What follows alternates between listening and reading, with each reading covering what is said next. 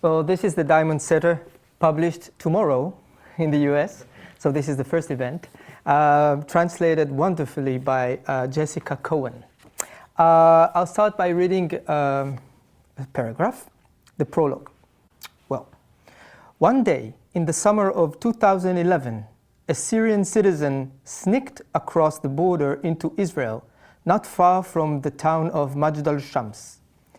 In his pocket was a piece of a blue diamond that had once belonged, so I was told, to European royalty as well as to the Ottoman Sultan Abdul Hamid II. After entering Israel, the young man took a bus to Tel Aviv. He had not told anyone in Syria of his plans, and almost no one in Israel knew where he'd come from. Who was this man, and what was the purpose of his trip? All we know is that he was 20 years old, the scion of two families divided by national conflict, yet bound by passion and secrecy, back in the days when the Middle East was steeped not only in blood, but also in love. This is his marvelous story, and the story of many others who live in this land. Well, this is the beginning. Now, how shall I introduce a book in which you find 1 century, 2 families, 3 cities, and 4 generations? I'll start with a scene which is not in the book. That is me standing in northern Israel a couple of years ago. There's a famous poetry festival there every year. I've been there with my boyfriend, the poet Dori Manor, and then I got a call from my father saying that my grandmother had passed away. And then I was standing there. I saw Lebanon. This is the northern side of Israel. I saw Lebanon, Beirut. I was looking towards Damascus, which is not very far from there. Hometown of my grandparents. And I sadly knew that I would not get there. Maybe any day. Maybe never.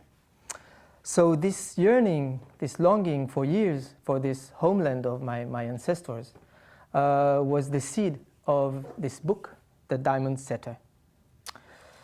Well, as you can already tell, my family is from Damascus, the side of my father. In fact, my father was the only one not to be born in Damascus. He was born in Tel Aviv, but all his elder sisters and brother and his parents were born in Damascus. And my father, Moshe Sakal, I am named after him. He was a teacher. He taught Arabic and French at Alliance in Damascus. And he wrote prose in Arabic. And ever since he settled down in Tel Aviv in 1949, he stopped writing. Now, you can say that this is the tragedy of any immigrant, right? Immigrants go to another country and they lose track with their former place, hometown. But this case is a little bit different because unlike other people who came from the Holocaust to Israel, from Europe, and they had very difficult stories, all I was told were beautiful stories about the life that they left in Damascus. And they came to Tel Aviv. They were pretty much wealthy. They weren't lack anything. But there was one thing missing, and that thing was their story. My father always told me, we are Sephardic, we are Syrians. Of course, it's not a shame, you should be proud of it. But I didn't know what it meant. And he said to me, son, always know that we were never discriminated, never. And then one day I told him, yes, of course you were discriminated because you were not allowed to have your own story. What I mean by saying not allowed, I mean that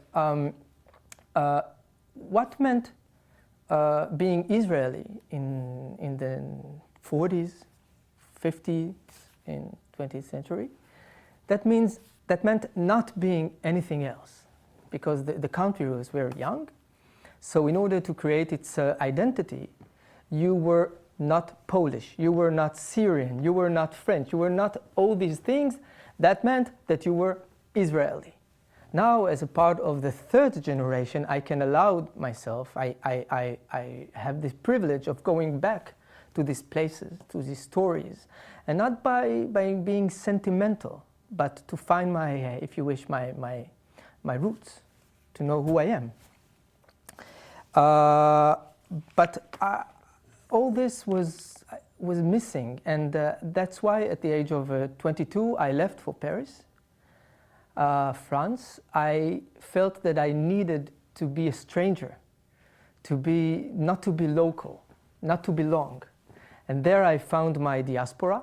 Also I found the love of my life, who was Israeli as well, and we met in France, in the City of Light.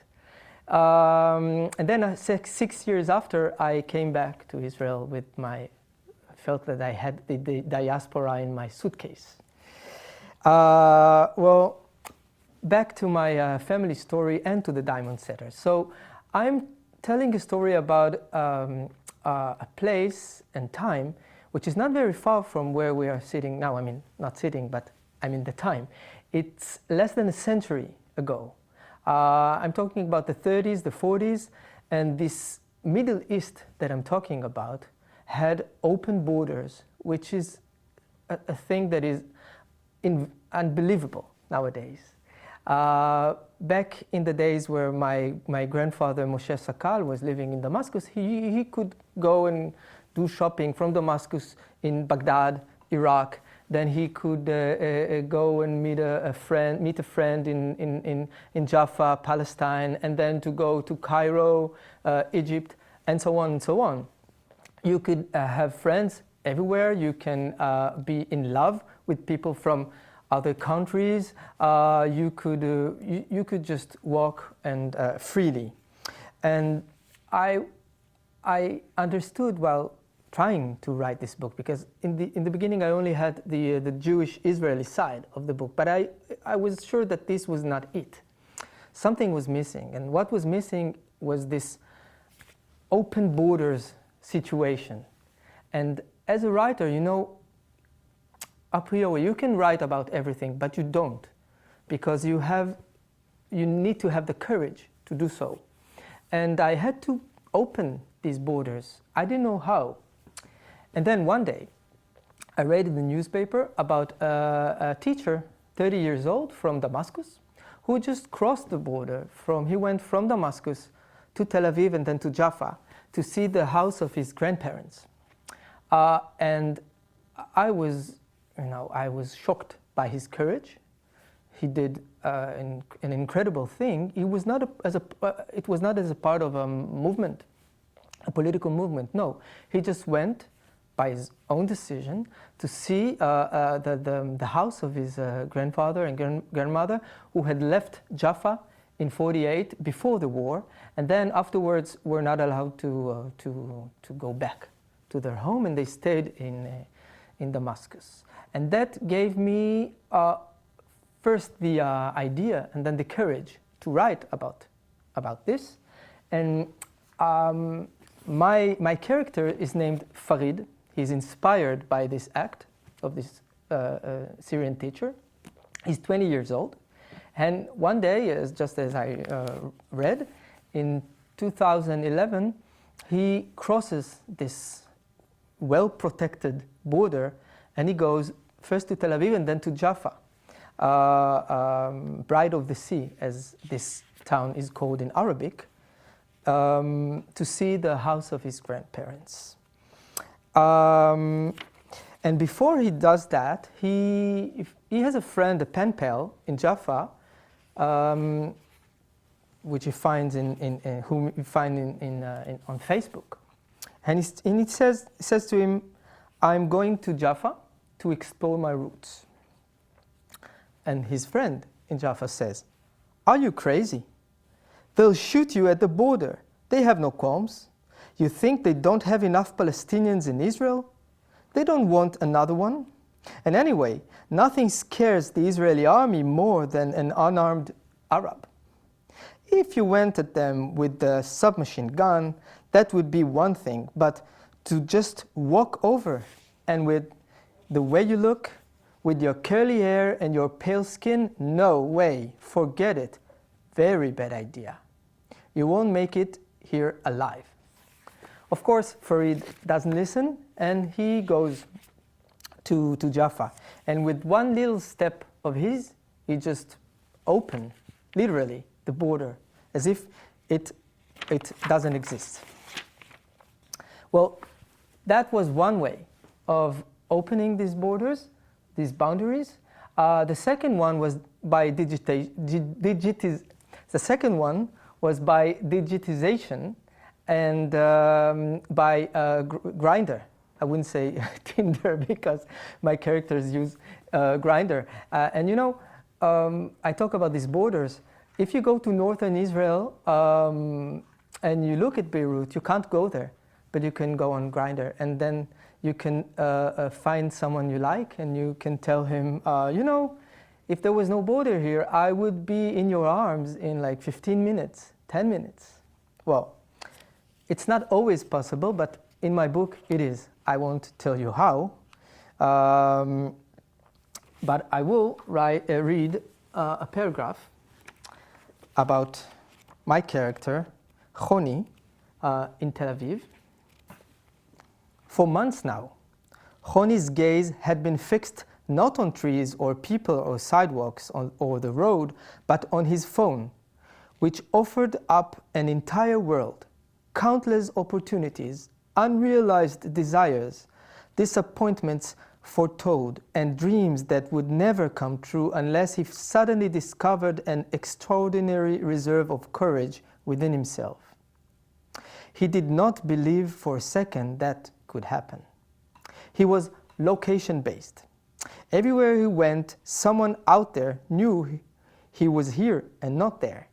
That someone was not God or an invisible entity. That someone, like a voice from a high making anonymous pronouncements, was merely an algorithm programmed to do one thing: to know. The algorithm knew everything about Choni, or at least the most important thing: the precise point in space where he was located at any given moment. It was always hovering above him and could always testify when needed that he was here and not somewhere else. The algorithm was his alibi for a little sin he had not yet committed, but it was also the guarantee that this little sin would one day come to be. When? Maybe today, maybe next week, maybe never. Well, once you open the borders, very interesting things can happen. That's when I started fantasizing or recreating, one may say, the love life of my grandparents. As you can maybe already tell, my fiction involves, as you can already tell, my fiction has a very a strong element of truth in it, maybe more than in ordinary novels and fiction. A few years ago, I was interviewed in the most popular newspaper in Israel, and I had like 4 pages of coming out in this most popular newspaper, and I didn't dare telling about this to my grandmother. Nevertheless, she found it, because I wasn't afraid. I knew that she wasn't reading any newspapers in Hebrew, even though she was living for 60 years in Israel back by then. Anyways, she found it, and she didn't say anything, but the next time I was at her place, all of a sudden she said, I read the article. And I said, you did? And she said, she was very severe, and she said, yes, did you really said everything that was in the paper? And I said to her, well, yes. And then she said, bravo, my son. You did very well, because I believe that everything in life should be told. You should have no secrets. Well, it was then that I allowed myself to recreate my grandparents' love life. And then one day I came to the editor of the Diamond Setter, and I told him, you know, I'm going to have a love triangle between Raphael and Adela, the Jewish couple from Damascus, and Layla, the young, beautiful Palestinian woman from Jaffa. And then he looked at me and he said, yeah, you mean love triangle, like they are both in love with her, or two characters are in love with the same person? And I said, no, I mean a real love triangle. And he said, like a real one? And I said, yes. And then he loved the idea. At first he was scared.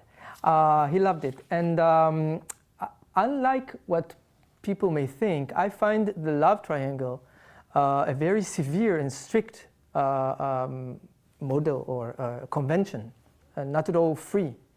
Because just imagine, like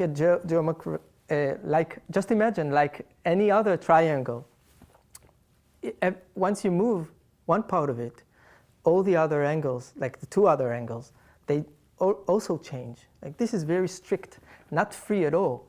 And this gives a place to incredible and very interesting things that can happen, I believe. And I'll read a short paragraph about Adela and Raphael's love triangle with Layla. And no spoilers, but I will say that she's related closely to our Farid. I told you this was a family saga with lots of secrets. Well, Adela. She did not dare discuss Layla with Raphael. She loved him now even more than before. I read again. She did not dare discuss Layla with Raphael. She loved him now even more than before, and felt she had enough love inside herself for both Raphael and Layla. Neither of them was deprived, and in fact, quite the opposite. The more she loved, the greater her capacity to contain the love, and she filled up with love as one can become filled with memories. So, this book is about yearning, is about regret, is about longing, is about return. And the big question in this book is, can we return? Do we have a place to return to? Of course, I also speak about the Palestinians' right of return, which is the biggest taboo in Israel nowadays and before even. So I speak about that return, and we know that Farid is going to see the house of his beloved grandparents in Jaffa in Israel, but also of other returns. So I'll read a short dialogue between the narrator, Tom, and his boyfriend, Choni. They both are going to fall in love with our Farid. So they speak about this return, and Tom says, the narrator says, I'm not only talking about the political issue with the Palestinian refugees and all that. I mean return in a broader sense, in every sense. And then Choni says, I'm not following you, Tommy. What's the question? And then Tom says, the question is, can you go back? The question is, can you really go back? What really interests me is not the return itself, but the place. You know, people always fantasize about a time machine that can transport you back to a different time and place. But my question is, do we even have anywhere to go back to? Look, I started writing The Diamond Setter. He's writing this own book, my narrator. And I got stuck. One day, I read in the paper about that Syrian guy who crossed the border and went on a roots journey in Jaffa. And that little act of his made all these other things come together for me. I realized that for us, the third generation of immigrants, we can't do anything to change the political situation. Our hands are tied, but we can tell a story, and that's a lot. So I write about return. I may say in the book that we cannot really go back, but we can tell a story by trying to. And I will finish this introduction by reading a short paragraph, what was told by an Aunt Grazia to the jeweler, the diamond seller in person, when he's a child. He's called Menashe. And I think that this summarizes quite well all that I was just talking about. So this is what this aunt of his, born in Damascus, who had met the Turkish Sultan Abdul Hamid, and who got this blue diamond from him, from the Turkish Sultan. And she says that to her beloved nephew in Tel Aviv when he's a child. She says, "I always tell you everything that happened, Menashe, because you are a very sweet boy. And it's thanks to you that I remember things that happened long ago, in another world, in another life. Do you think we can hold on to everything that happens to us? You grow up and discover that your body changes, and you change on the inside too. And all the things that happen to you, there is no proof that they really did happen. Every memory does not always last. You turn your face up to the sky, inhale and exhale, you close your eyes, and some little things come back to you for a quick second. But do not believe that moment will truly return. Everything you do in life happens for the first time and for the last time. There is nothing afterward, and there won't be anything left. But if you understand that, you will be able to genuinely enjoy the things you do. You will be able to hold on to them as tightly as possible before they escape you forever. Do you understand, Menashe?"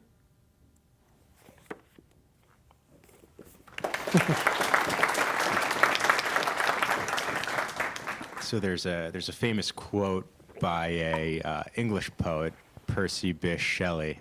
Not sure if you're familiar with him, but he has a quote to the effect that poets are the unacknowledged legislators of the world. So I know you said that there's nothing you can do, or that we can do regarding the political situation, but you can tell the story. So my question for you is, when you set out to write this story, I know you sort of described that moment where it sort of came to you, I guess, so to speak. Did the sort of political element or that situation, did that factor was that in your head when you were sort of devising the story or coming up with it? Or do you think that was, I guess, like the political element just shaped the story to begin with, I guess? Or like, I guess another way of putting it would be, did you sort of design the story with some sort of political message in mind, or was it just, the story and Sure. I guess that's something that I guess was ancillary to it? That's a good question and a tough one. Because, writing about politics, there's, I think it was Stendhal, the French writer, who said that putting politics into a novel is like a shotgun in an opera. Like, this is the worst thing to do. Nevertheless, I did it, and it took me 6 years writing this book. 6 long years, lots of crises. And I didn't quite know in the beginning how to refer to the political situation, but of course, obviously, I knew that I would, because this is the story. The story is about people from different countries that come to each other, that connect, that they feel passion for one another.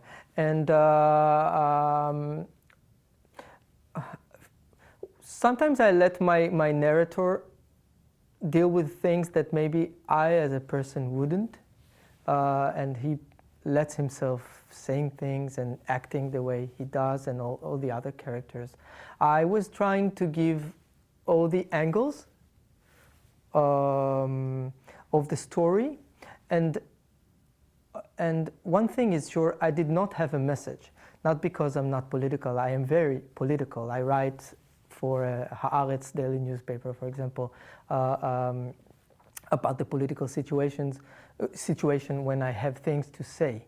But as a writer, I think that it's terrible to have a message. I think that literature can and does change people, but differently than in an article. In a more profound way. And I think that if a book is good, people are becoming better. But it's not ignoring your question. I think as a person I'm very political, but in this book I just told the story, and of course I'm not being naive in saying just told the story, because when I started doing the research, I found very little books. I found very few books about for example, the Palestinian refugees in Hebrew, about Jews from Damascus, even in Hebrew. Most books you find are they deal with the Shoah, with the Holocaust, with European cultures, Jewish cultures. And now it's becoming more and more familiar and talked, and people from my generation and from other generations, they find these stories. I came to my grandmother a few years ago when she was still alive. Her Hebrew name is Ora, which is coming from light, and her Arabic name was Subhiye. And I asked her about these stories and about these places that she came from, Damascus and then Beirut.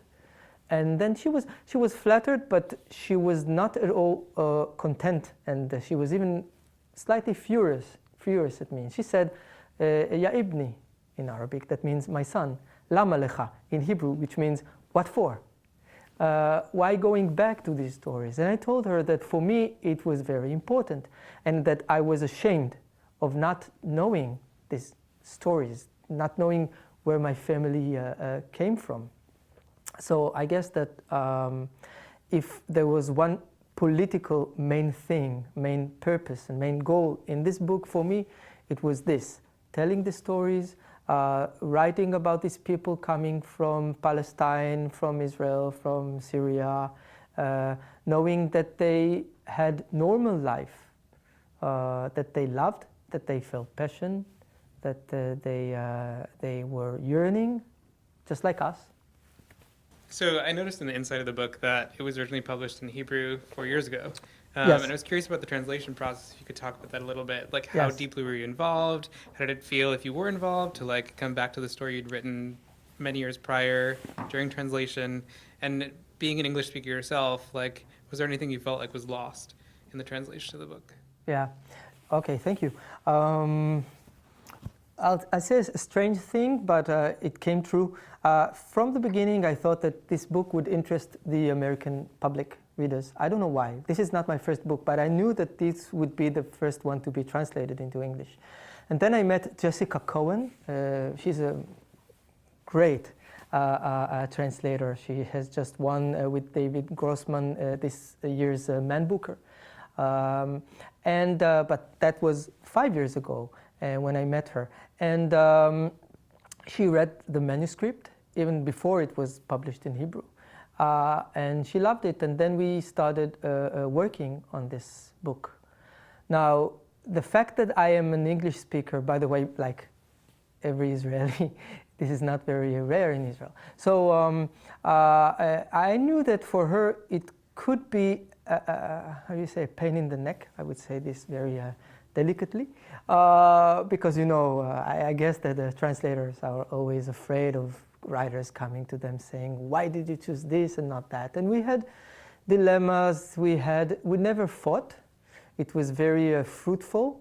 I felt in very good hands. we surely had some discussions, interesting, complex discussions.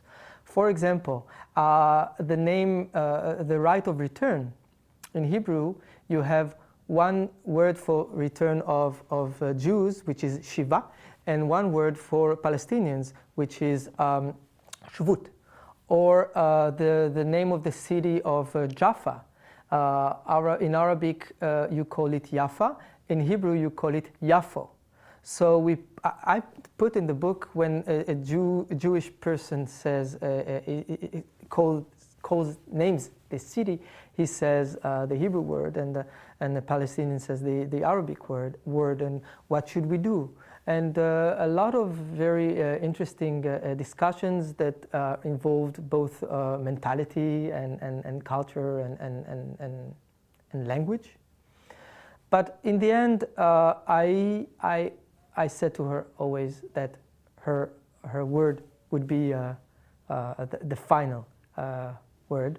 When she finished the translation and I read it, I told her that if I would have written this book in English, that is exactly the way that I would have been writing it.